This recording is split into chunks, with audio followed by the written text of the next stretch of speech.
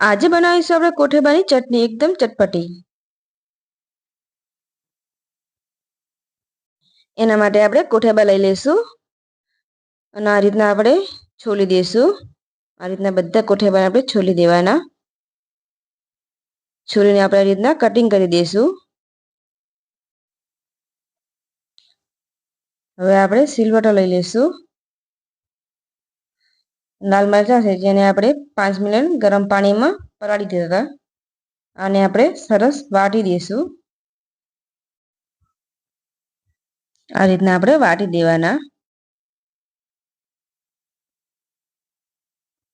આ રીતના વાટી જાય પછી આમાં ઉમેરીશું આપણે લસણ।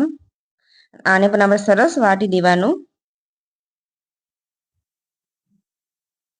હવે નાખીશું 1 ચમચી ધાણા અને 1 ચમચી જીરું। બંનેને સરસ આપણે વાટી દઈશું।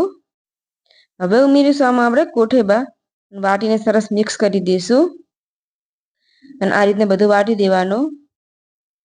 આ રીતની આપણે ચટણી બનાવી દેવાની। હવે આને આપણે લઈ લઈશું। હવે આમાં થોડું પાણી નાખીને આપણે હલાવી દઈશું અને હવે આપણે તેલ ગરમ કરીશું। તેલ ગરમ થાય તો 1 ચમચી આમાં જીરું નાખીશું અને વાટેલી ચટણી નાખી દઈશું। સરસ આને આપણે શેકાવા દઈશું જ્યાં સુધી તેલ છૂટું ના પડે। અને 1 ચમચી મીઠું।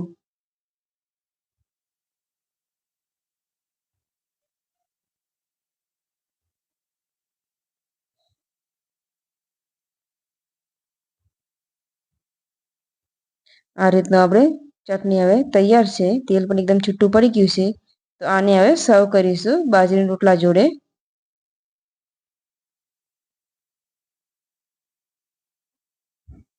તૈયાર છે આપણી કોઠેબાની ચટણી।